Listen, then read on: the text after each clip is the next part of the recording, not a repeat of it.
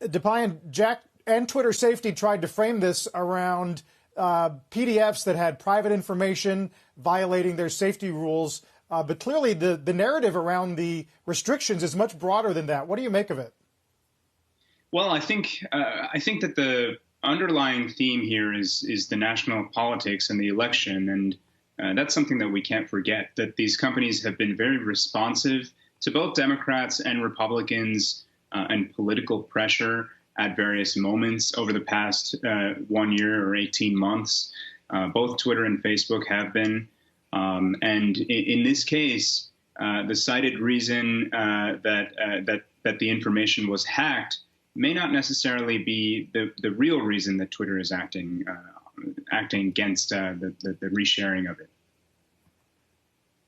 What do you think the real reason is?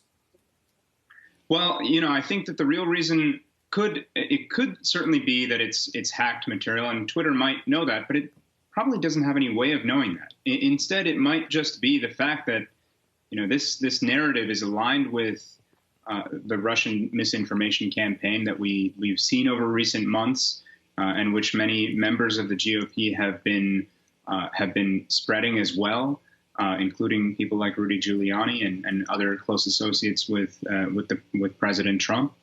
And I think it could very well be that there is pressure on Twitter from not just Democrats but the public to do something about this.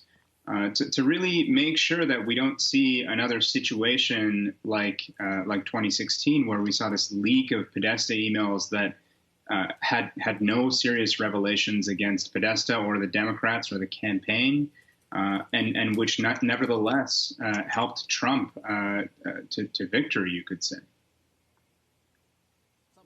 Longtime editor, reporter, author, obviously, as well, but particularly as somebody who's looked at a lot of reporting through the years and made a decision as to its integrity. How do you expect Twitter and Facebook to do that? Do they even have the ability to actually do those kinds of jobs? Well, that's exactly the point. They don't. And every time they try, through a series of inconsistent actions and policies, they look that much worse. I mean, I have a theory here. My personal opinion is that there's a high likelihood that this story is a hoax, maybe even a hoax perpetrated by the Russians again.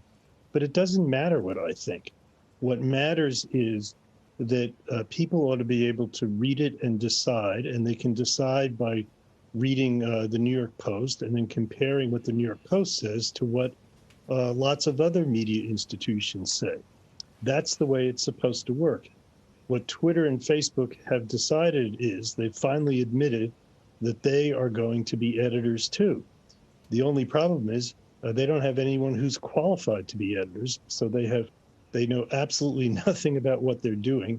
And what they've done instead is they have pumped up a story because their inconsistent actions open them to an attack.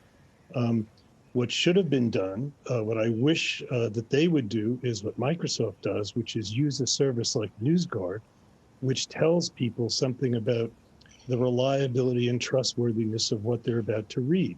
The nutrition label and the rating that we have for the New York Post would tell people that they tend to favor President Trump, that they've published irresponsible stuff in the past, and that would be a way to start this debate, which would be joined by other news organizations, which I hope are out there trying to report on the bona fides of what really looks like a phony story.